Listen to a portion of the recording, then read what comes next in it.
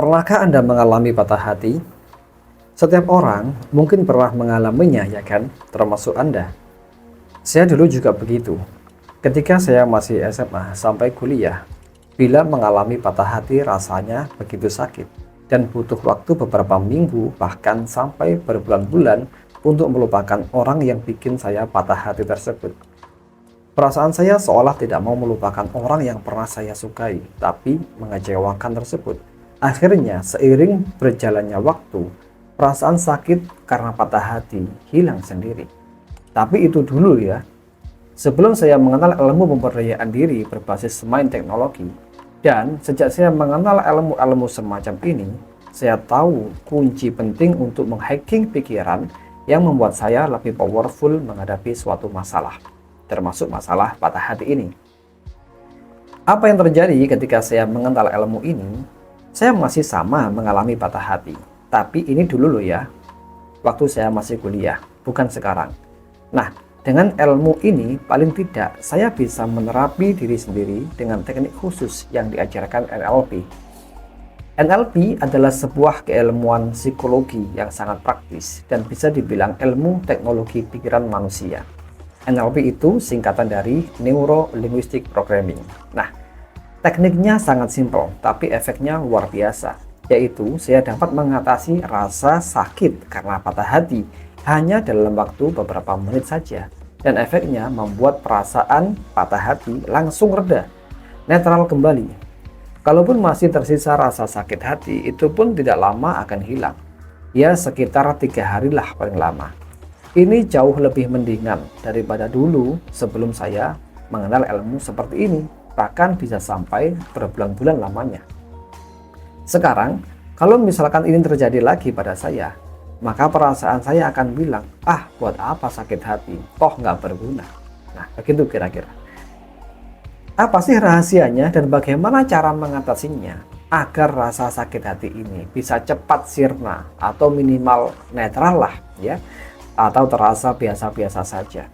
Nah, saya tahu banyak orang di luar sana, terutama yang masih single dan sedang mencari pasangan, sering mengalami patah hati, ya kan?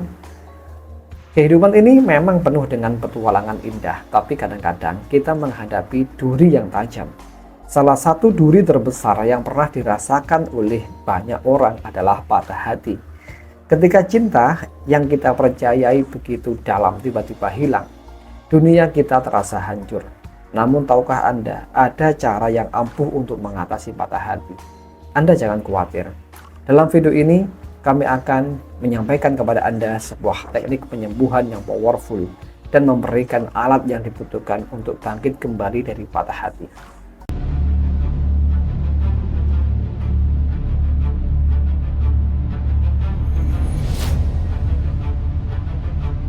Tahukah Anda bahwa dalam diri setiap orang sudah memiliki potensi yang dapat dimanfaatkan untuk mengatasi patah hati ini? Potensi ini bernama teknik bertanya kepada diri sendiri, tapi dengan cara bertanya yang tepat, tidak asal bertanya. Teknik inilah yang pernah saya lakukan untuk menerapi diri sendiri sehingga cepat terlepas dari sakit hati dalam waktu singkat. Ketika seseorang mengalami patah hati, mengapa sulit untuk mengatasinya? Ini disebabkan karena perasaan dia terlalu tergantung pada orang yang disukainya itu. Dan ketika dikecewakan, maka perasaannya hancur, patah hati, sampai beberapa minggu, bahkan sampai berbulan-bulan. Ya, ada juga kasus sampai bertahun-tahun nggak bisa mengatasi rasa patah hatinya itu. Nah, jika Anda bertanya kepada seorang psikolog, kebanyakan saran mereka adalah seperti ini. 1. Hindari kontak dengan mantan pasangan Anda atau mantan pacar Anda dan apapun yang pernah diberikan kepada Anda. Misalnya barang-barang pemberiannya harus Anda buang semua. Misalnya buku atau jam tangan atau apapun itu ya. Anda buang semuanya. Kemudian yang kedua adalah mencari dukungan positif dari keluarga sehingga perasaan sakit hati Anda minimal terhibur. Meskipun ini tidak bisa mengobati sepenuhnya loh ya. Ini adalah cara umum yang sering kita dengar dari seorang psikolog, termasuk dari teman ya, dan keluarga yang peduli kepada kita. Cara-cara ini baik adanya, tidak salah sama sekali. Hanya saja butuh waktu agak lama untuk menetralkan perasaan sakit hati yang Anda alami itu. Oke, sebagaimana tadi yang saya ceritakan di awal dalam video ini, saya punya pengalaman menarik untuk terlepas dari patah hati dalam waktu singkat. Jika Anda mau menggunakan cara ini dengan sungguh-sungguh, saya jamin Anda pasti tidak lagi patah hati. Atau paling tidak Anda akan merasa lebih netral, merasa lebih nyaman dengan mantan Anda dalam waktu cepat. Syaratnya Anda harus mau menggunakan cara ini dengan sungguh-sungguh dan penuh dengan kesadaran. Jika memang Anda masih sedih, itu nggak apa-apa, silakan sedih saja. Jika perlu, luapkan emosi Anda sampai puas. Maka, pastikan Anda mempraktekkan cara ini, dan setelah Anda mempraktekannya dengan benar dan kesungguhan hati, rasa sakit Anda akan berangsur-angsur netral dalam waktu lebih cepat, bahkan seketika. Berikut adalah cara-caranya. Cara pertama, ubahlah posisi duduk, ubahlah cara berdiri, dan cara berjalan Anda. Kenapa demikian? Karena orang yang mengalami patah hati atau rasa sakit hati yang mendalam, caranya dia duduk, caranya dia berdiri, dan caranya dia berjalan akan kelihatan loyo, nggak semangat. Persis kayak foto inilah kira-kira. Dijamin dengan cara seperti ini, perasaan patah hati tidak kunjung hilang. Rasa galau Anda nggak akan bisa hilang. Makanya, caranya yang tepat ialah paksa postur tubuh Anda untuk duduk dengan tegak, berjalan dengan cepat, dan berdiri dengan dada sedikit dibusungkan ke depan. Cara ini akan membuat aliran hormon kebahagiaan Anda lebih banyak diproduksi dalam tubuh, dan dampaknya dapat mengurangi rasa sakit akibat patah hati yang Anda alami itu. Memang ini nggak instan ya, tapi paling tidak Anda harus dominan mengubah postur tubuh Anda dari loyo menjadi semangat. Ini akan memberikan energi hidup bagi Anda jauh lebih baik lagi. Anda akan merasakan energi power dalam diri Anda. Sedangkan jika postur tubuh Anda loyo, maka energi tubuh Anda juga down. Dan ini terus membawa perasaan sakit dan kecewa yang tidak kunjung selesai. Saran baik dari saya adalah, seringlah untuk melakukan olahraga seperti jogging, jalan sehat, senam, dan beragam olahraga lainnya yang mendominasi olah fisik. Lakukan kurang lebih 30 menit rutin setiap hari. Ini akan membawa dampak yang luar biasa pada mental dan fisik Anda, sehingga perasaan sakit karena patah hati lebih teratasi. Oke, ini cara pertama ya. Sekarang kita harus masuk ke cara yang kedua.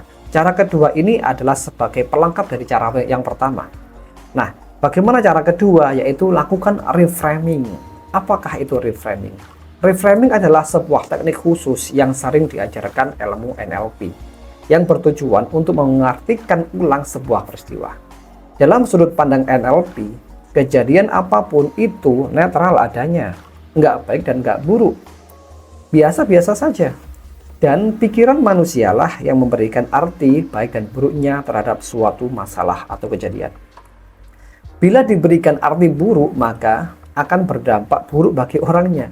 Sedangkan bila diberikan arti yang baik, maka berdampak baik pula pada orangnya. Misalnya dalam konteks Anda ditinggal pacar ya. Ini bermaksud bukan berarti kehancuran hidup Anda atau hilangnya harapan Anda kepada si doi itu. Tapi justru ini merupakan babak baru untuk menemukan pasangan yang lebih tepat dan lebih membahagiakan hidup Anda. Inilah yang namanya mengubah arti dari sebuah kejadian yang terlanjur diartikan tidak menyenangkan. Atau juga bisa diartikan seperti ini. Jika Anda ditinggal pacar, ya, berarti ditinggal pergi pasangan itu memang tidak layak bagi Anda, memang tidak cocok bagi Anda. Dan Anda pun segera dipertemukan dengan pasangan baru yang jauh lebih baik, lebih layak, dan lebih mapan darinya. Sehingga Anda akan mengalami kebahagiaan yang lebih bagus. Itulah. Nah, inilah cara yang tepat untuk memberikan sebuah arti dari kejadian yang tidak menyenangkan.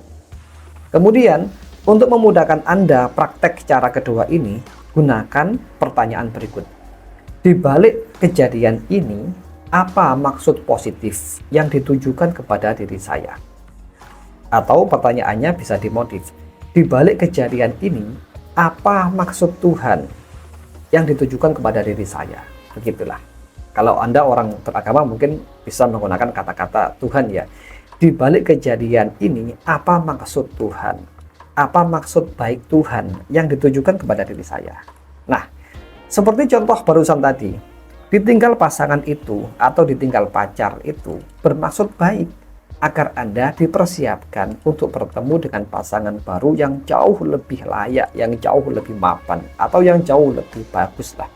Bisa jadi seperti itu. Yang terpenting adalah cari arti yang positif bagi diri Anda. Sehingga itu membuat Anda lebih semangat, membuat Anda lebih bahagia, lebih fresh gitu. Nah, gunakan pertanyaan transformatif ini. Pasti Anda menemukan maksud positif dari kejadian negatif yang Anda alami. Sehingga kejadian yang menurut Anda negatif pada awalnya akan berubah menjadi berkah tersendiri bagi hidup Anda. Oke, untuk memperkuat cara kedua ini, tambahkan lagi cara ketiga dengan teknik bertanya yang lebih powerful lagi. Yaitu, cara ketiga seperti ini. Tanyakan kepada diri Anda, apakah pasangan yang meninggalkan aku pantas menjadi pendamping hidupku selamanya? Apakah pasangan atau pacar yang membuatku kecewa layak untuk diperjuangkan? Mengapa aku masih sayang dia kalau dia tidak layak buat hidupku? Nah, coba Anda renungkan pertanyaan-pertanyaan ini kepada diri Anda. Tanyakan kepada diri Anda dengan pola pertanyaan ini. Ya, saya ulangi lagi ya. Apakah pasangan atau pacar yang meninggalkan aku pantas menjadi pendamping hidupku untuk selamanya? Berikutnya, apakah pasangan yang membuatku kecewa layak untuk diperjuangkan?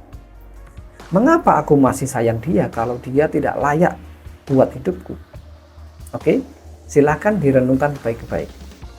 Jika Anda bisa merenungkan beberapa pertanyaan ini, Anda akan mengalami sebuah kesadaran atau level up kesadaran Anda bahwa Anda sudah nggak pantas untuk terus-menerus bersedih. Kenapa? Karena buat apa bersedih? Karena toh menyedihkan sesuatu yang tidak bagus untuk hidup Anda sendiri. Lebih baik memang dia harus pergi. Seperti itulah kira-kira. Kemudian cara keempat, yakni jika Anda masih ada rasa sedih, berikan nasihat kepada diri Anda sendiri dengan teknik nasihat pertanyaan lagi. Yang pertama adalah, apa gunanya sih bersedih terus-menerus? Kemudian, apakah dengan bersedih ini bermanfaat buatku atau malah merusak hidupku? Apakah dengan terus-menerus bersedih dapat mengembalikan dia ke dalam hidupku? Tidak kan? Kalau begitu, mengapa aku masih bersedih? Toh bersedih itu nggak ada gunanya buatku, tapi malah menghancurkan hidupku. Renungi kata-kata ini dan tanyakan kepada diri Anda dengan sungguh-sungguh. Pasti tidak lama rasa sakit hati Anda karena patah hati pasti cepat sirna. Karena logika Anda yang main, bukan lagi perasaan Anda. Sehingga Anda pun dapat mengontrol lebih baik perasaan Anda. Nah, teman-teman semuanya, inilah teknik bertanya yang transformatif. Sengaja kita menggunakan teknik bertanya ini, tujuannya tidak lain adalah untuk menggali sumber daya dalam diri agar mudah mengatasi rasa patah hati. Jawaban dari semua pertanyaan yang tadi saya sampaikan itu bukan dari orang lain, melainkan dari dalam diri Anda. Lebih tepatnya berasal dari dalam emosi, dari dalam perasaan, dan dari pikiran bawah sadar Anda sendiri.